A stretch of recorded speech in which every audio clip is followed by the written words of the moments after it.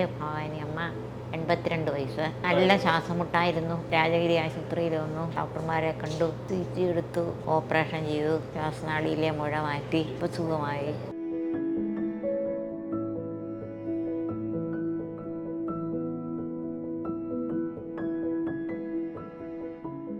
എൻ്റെ അമ്മയ്ക്കാണ് അസുഖം. ഭവാനി അമ്മ, 82 വയസ്സായി. മാർച്ച് 2023 കോവിഡ് വന്നു. ശേഷം ഒക്ടോബർ മാസത്ത് ഇൻഫ്ലുവൻസയുടെ രോഗം വന്നു. ഇവിടെയാണ് ചികിത്സിച്ചത്. അതിനുശേഷം CT സ്കാൻ എടുത്തപ്പോഴാണ് ലങ്സിൽ ചെറിയ ഒരു സിസ്റ്റ് കണ്ടത്. അതിനുശേഷം ശ്വാസം മുട്ട വന്നു.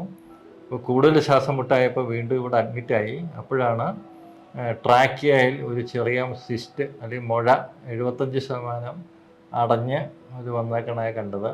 തുടർന്ന് പൾമോളജിയിൽ കണ്ടു, ENT ഡോക്ടറെ കണ്ടു. രണ്ടുപേരും കൂടെ ആലോചിച്ച് ട്രാക്യോസ്റ്റമി ചെയ്ത് എയർവേ സേഫാക്കി ശേഷം ഇൻട്രാവെൻഷണൽ പൾമോളജി വെച്ച് ബ്രോങ്കോസ്കോപ്പിക് റിമൂവൽ ആണ് നടത്തിയത്. അപകടമൊന്നും കൂടാതെ സർജറി സിസ്റ്റ് റിമൂവ് ചെയ്തു. ഇപ്പോൾ അമ്മ സുഖമായിട്ടിരിക്കണു. വേദനയൊന്നുമില്ല, വിഷമമൊന്നുമില്ല, ഭക്ഷണം കഴിച്ചു തുടങ്ങി.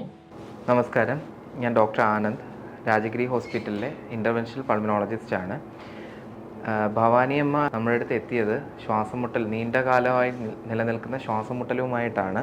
തുടർന്നുള്ള പരിശോധനയിലാണ് ശ്വാസനാളിയിലുണ്ടായ ഒരു മുഴ കാരണമാണ് ശ്വാസമുട്ടലിൻ്റെ പ്രധാന കാരണം എന്ന് മനസ്സിലായത്. കുറേ കാലമായി ആസ്മ രോഗം എന്നുള്ള രീതിയിൽ ചികിത്സിച്ച് വരികയായിരുന്നു. തുടർ പരിശോധനകളിലാണ് ഇത് കണ്ടെത്തിയതും അതിനെ തുടർന്ന് ഇൻ്റർവെൻഷണൽ പൾമനോളജി എന്ന മേഖലയിലൂടെ നമ്മൾ ആ മുഴ ശ്വാസകോശത്തിൻ്റെ ഉള്ളിൽ നിന്നും നമ്മൾ ബ്രോങ്കോസ്കോപ്പ് വഴി ആ മുഴ നീക്കം ചെയ്യുകയും അതുവഴി രോഗിക്ക് പരിപൂർണമായി രോഗവിമുക്തി ഉണ്ടാകുകയും ചെയ്തു. ഇതുപോലെ തന്നെ നമുക്ക് ശ്വാസക്കുഴലിനകത്തുണ്ടാകുന്ന രോഗങ്ങളും മുഴകളും മറ്റ് ബുദ്ധിമുട്ടുകളും നമുക്ക് ഇൻ്റർവെൻഷണൽ പൾമനോളജി വഴി ബ്രോങ്കോസ്കോപ്പിയിലൂടെ പുറമേ നിന്നും മുറിവുകൾ ഉണ്ടാകാതെ തന്നെ നമുക്ക് വലിയ കോംപ്ലിക്കേഷൻസോ വലിയ പ്രശ്നങ്ങളോ മേജർ സർജറിയോ ഇല്ലാതെ നീക്കം ചെയ്യാൻ സാധിക്കും.